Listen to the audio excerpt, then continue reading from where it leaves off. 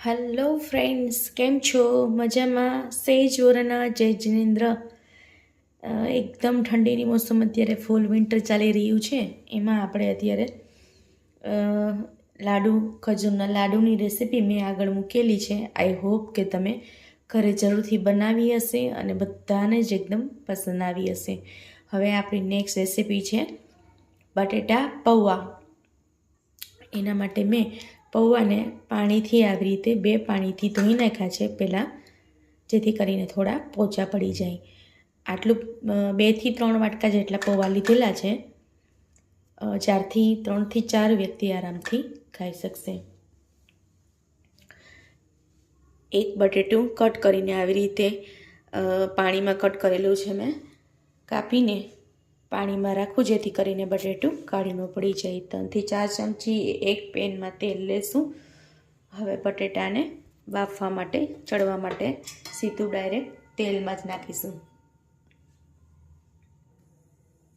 ગેસની flame high રાખવી, તેલ આવી જાય પછી એની અંદર આપણે બટેટા સાચવીને અંદર નાખવા, જેથી કરીને તેલ આપણી ઉપર ઉડીને આવે નહીં.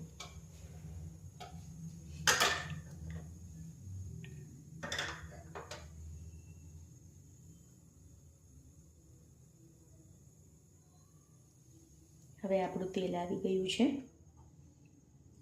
એક બટેટું લીધેલું છે, અંદાજિત પ્રપોર્શનમાં બટેટું લેવાનું છે.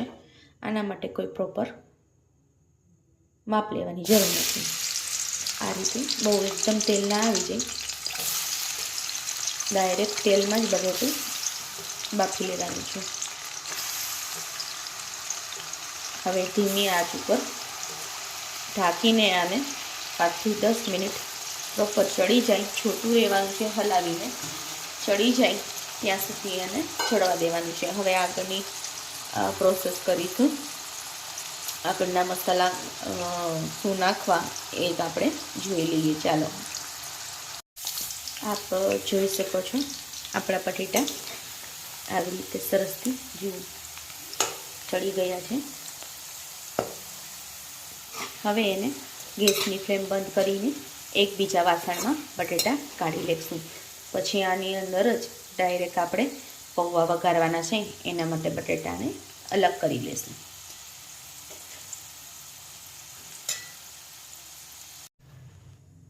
હવે આપણે પૌવા વઘારવા જઈ રહ્યા છીએ.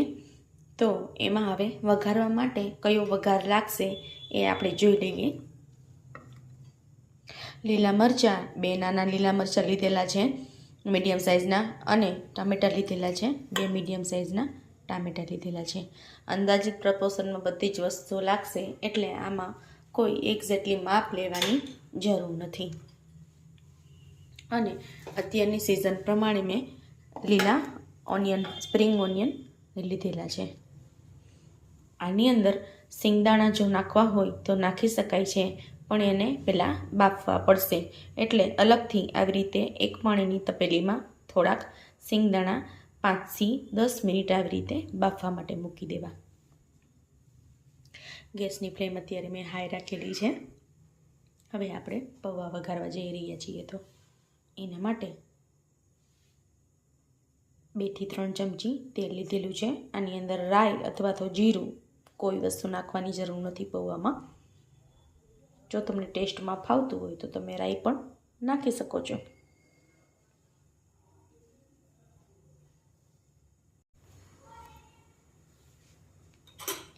અત્યારે આપણે આની અંદર થોડી રાઈ લેશું.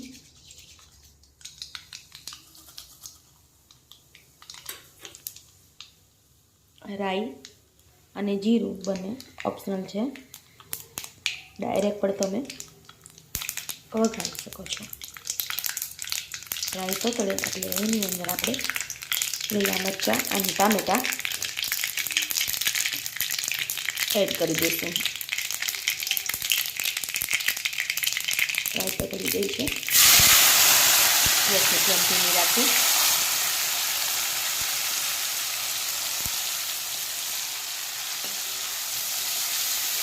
જો તમારી પાસે લીમડો હોય તો આમાં વઘાર કરતાં પહેલાં આવી રીતે પહેલાં લીમડો નાખો, પછી ટામેટાં અને લીલા મરચાં નાખવા. લીલા મરચાંની તીખાસવાળા લીધેલા છે એટલે લીલા મરચાં તીખાસવાળા છે. આની અંદર લાલ મરચું નાખવાની જરૂર નથી. અને 2 થી 5 મિનિટ આવી રીતે ટમેટાં ગળે એટલી વાર 2 મિનિટ એને ઢાંકી દઈશું, જેથી કરીને ટમેટાં સરસથી ચડી જાય. આ રીતે સિંગદાણા 5 થી 10 મિનિટ બફવા દેવા. ટામેટાં ગળી ગયા છે. 2 થી 5 મિનિટ જ ચડવા દેવા. હવે એની અંદર આપણે સ્પ્રિંગ ઓનિયન નાખીશું. આ રીતે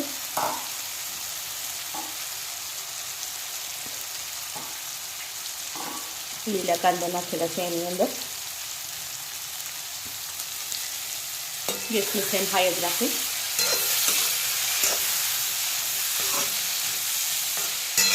આ રીતે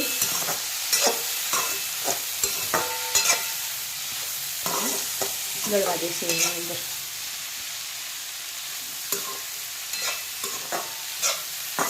આવી રીતે સિંગદાણાનો ગેસ બંધ કરી દીધો છે. ગરમ પાણીની અંદર જ રાખેલા છે, જેથી કરીને થોડા ચડી જાય હજુ પણ. આની અંદર મસાલા કરીશું. સ્વાદ પ્રમાણે મીઠું નાખીશું.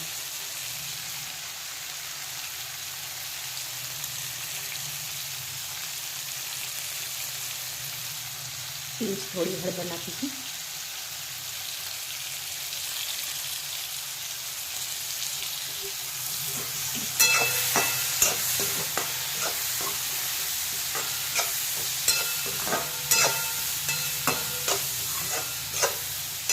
આ રીતે મસાલો બધો ભેગો થઈ જવા દેવો.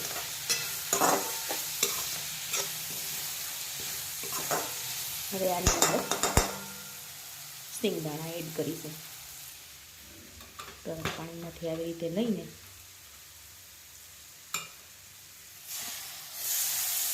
આ રીતે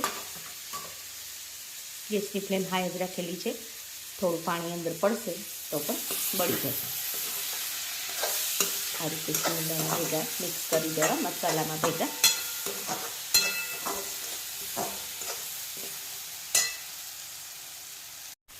સિંગદાણા આ રીતે મિક્સ કર્યા પછી જો સિંગદાણા આની અંદર વટાણા પણ નાખી શકો છો. જો તમારે વટાણા નાખવા હોય તો સિંગદાણા અને વટાણા બંને જ જોડે જ બાફવા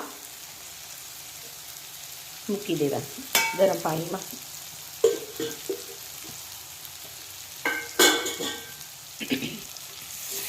આ રીતે હવે બધું જ મિક્સ કરી નાખો. બધો જ મસાલો આમાં એડ કર્યા પછી લાસ્ટમાં આપણે પૌવા એડ કરીશું.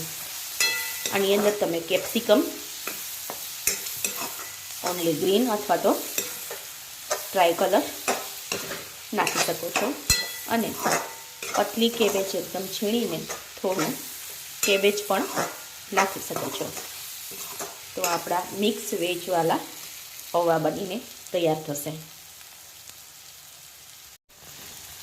હવે ધીમે ધીમે આપણે પૌવા નાખીશું એની અંદર. આવી રીતે પૌવા એડ કરી દેવા એની અંદર.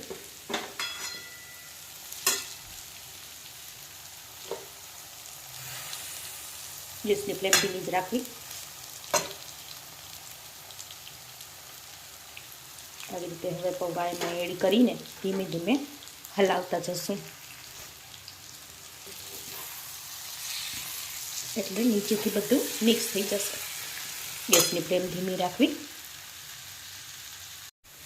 ધીમે ધીમે થોડા થોડા આવી રીતે ભેગા કરી દેવા, એની અંદર મિક્સ કરી દેવા. હવે એની અંદર ખટાશ અને ગળાશ બેઉ એડ કરીશું. આવી રીતે અડધું ફાડું લીંબુ એડ કરું છું. સ્વાદ પ્રમાણે મીઠું, લીંબુ અને ખાંડ વધતા ઓછા પ્રમાણમાં તમે કરી શકો છો. આવી રીતે 1 ચમચી ખાંડ નાખવી. હવે બધી જ વસ્તુ એકદમ સરસથી ફાઇનલી બધું જ મિક્સ કરી દેવું. સો ફ્રેન્ડ્સ, આ રીતે ફાઇનલી ચોપ કોરિયન્ડર ભભરાવી દેવી આની અંદર. અત્યારે મેં ફુદીનો અને કોરિયન્ડર બેઉ મિક્સ કરીને ભભરાવેલ છે. ફુદીનાનો ટેસ્ટ એકદમ સુપર્બ લાગશે આની અંદર. હવે આને તમે એક ડીશમાં લઈને અથવા તો પ્લેટમાં લઈને ગાર્નિશિંગ આની ઉપર કઈ રીતે કરશો, આલુ સેવ અથવા તો પ્લેન સેવ જે આવે છે, પ્લેન સેવની તમે બદલે ઇન્સ્ટેડ ઓફ તમે આલુ સેવ, જો તમે બટેટા ખાતા હોય, એકચ્યુઅલી આની અંદર બટેટા નાખેલા જ છે, જો જૈન બનાવવું હોય તો કાચા કેળા નાખવાના છે, અને ઓબ્વિયસલી આની અંદર બટેટા નાખેલા છે એટલે તમે આલુ સેવ ભભરાવી શકો છો. સાદી સેવને બદલે તમે આલુ સેવ ભભરાવીને એક વખત ખાશો તો ટેસ્ટમાં એકદમ એક્સ્ટ્રા ઓર્ડિનરી લાગશે. આની અંદર તમે દાડમના દાણા પણ નાખી શકો છો. મારી આ રેસીપી આજની ફાઇનલી બનીને તૈયાર છે. તમને આજની આ રેસીપી મારી કેવી લાગી જરૂરથી મને કમેન્ટ કરીને જણાવજો. લાઇક, શેર અને સબસ્ક્રાઈબ કરવાનું ભૂલતા નહીં. Thank you for watching. Thank you friends. Thank you. મને મારી એક વિડીયો તમે સરસથી જોઈ રહ્યા છો અને લાઇક પણ કરી રહ્યા છો અને શેર પણ કરી રહ્યા છો. એના માટે એકદમ તહે દિલથી thank you. Thank you very much my friends.